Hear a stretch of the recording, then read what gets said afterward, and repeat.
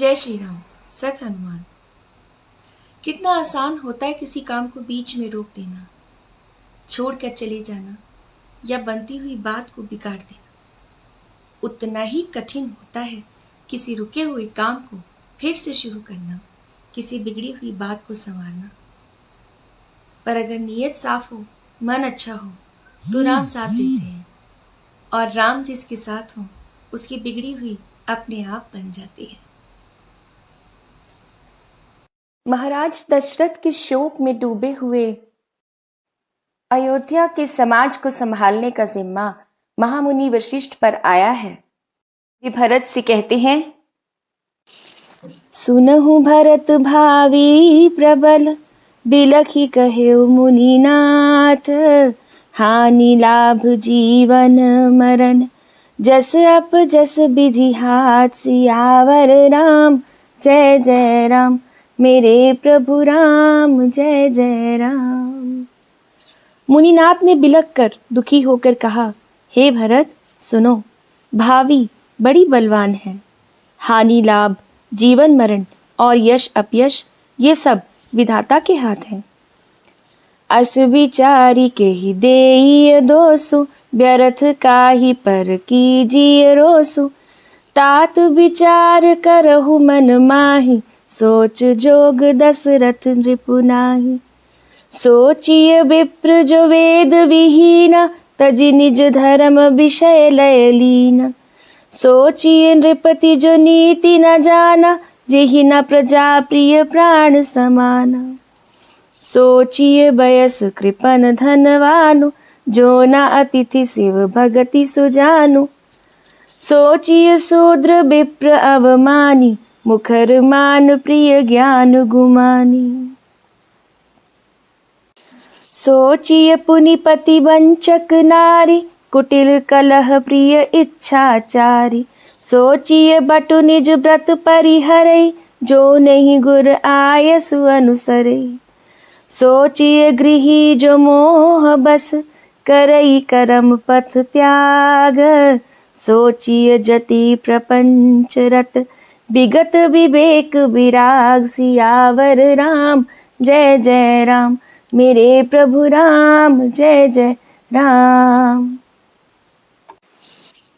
मुनिनाथ ने बिलख कर दुखी होकर कहा, हे भरत सुनो, होनहार बड़ी बलवान है। ऐसा विचार कर किसे दोष दिया जाए और व्यर्थ किस पर क्रोध किया जाए। हे तात, मन में विचार करो, राजा दशरथ शोक करने के योग्य नहीं है।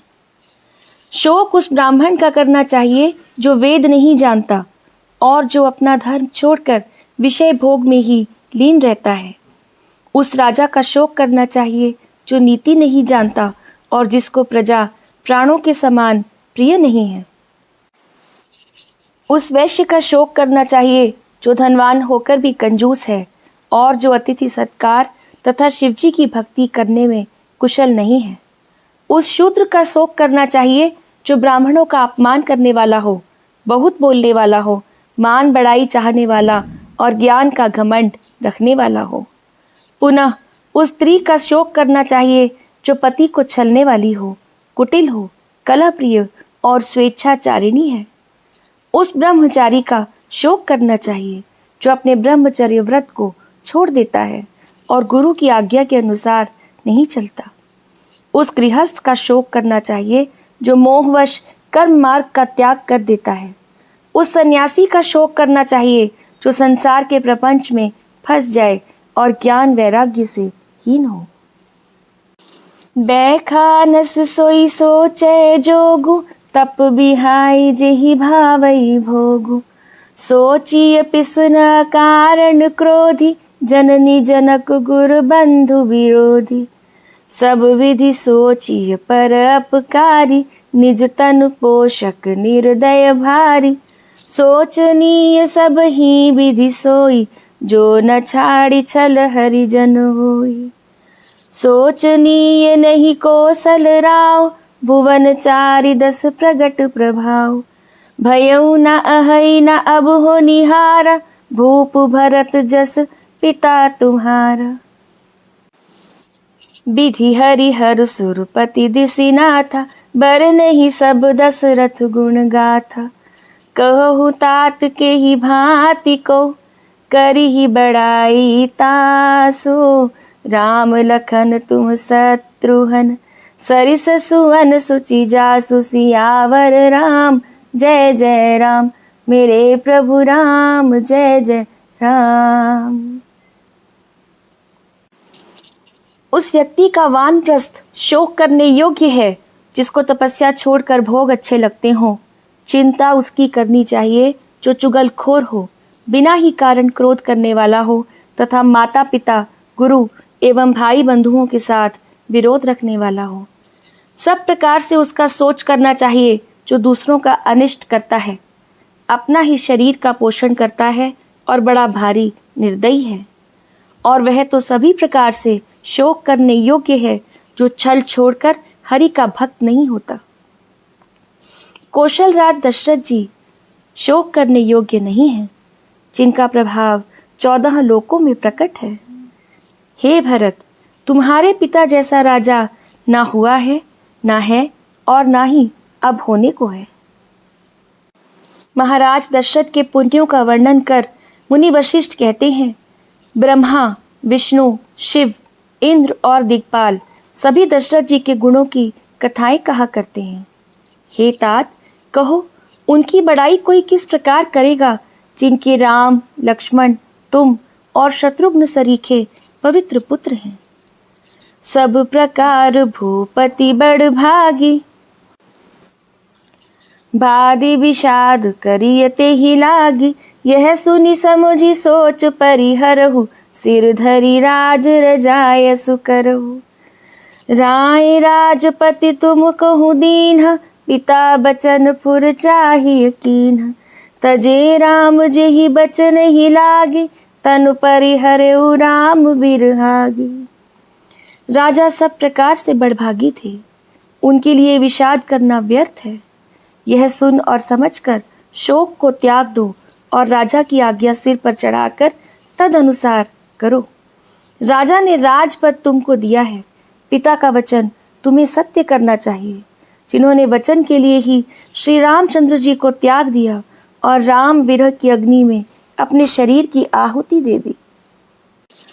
नृपहि वचन प्रिय नहीं प्रिय प्राण, करहु तातु पितु वचन प्रवान।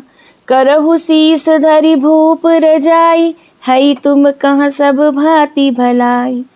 परशुराम पितु आज्ञा राखी, मारी मातु लोक सब साखी।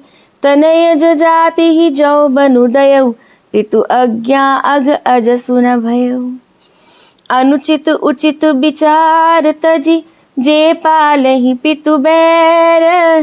ते भाजन सुख सुजस के, बसहि अमरपति ऐन सियावर राम जय जय राम, मेरे प्रभु राम जय जय राम। राजा को वचन प्रिय थे, प्राण नहीं। इसलिए हे तात, पिता के वचनों को प्रमाण करो, सत्य करो। राजा की आज्ञा सिर पर चढ़ाकर उसका पालन करो, इसी में सब प्रकार से तुम्हारी भलाई है। परशुराम जी ने पिता की आज्ञा रखी और अपनी माता को मार डाला। सब लोग इस बात के साक्षी हैं। राजा ययाति के पुत्र ने पिता को अपनी जवानी दे दी। पिता की आज्ञा का पालन करने से उन्हें पाप और अपयश नहीं हुआ। जो अनुचित और उचित का विचार छोड़कर पिता के वचनों का पालन करते हैं, वे यहाँ सुख और सुयश के पात्र होकर अंत में इंद्रपुरी में, स्वर्ग में निवास करते हैं। अवसि नरेश बचन फुर करहु, पालहु प्रजा शोक परिहरहु। सुरपुर नृप पाई परतोषु, तुम कहु सुकृत सुजस नहीं दोषु। वेद विदित सम्मत सब ही का, जेहु पुत्र पितु देई सो पावई टीका। करहु राज परिहरहु गलानी, मानहु मोर वचन हित जानी। सुनि सुख लहब राम वैदेही, अनुचित कहब न पंडित केही। कौसल्यादि सकल महतारी, तेउ प्रजा सुख हो ही सुखारी। परम तुम्हार राम कर जानी, सो सब विधि तुम सम भल मानी। सौ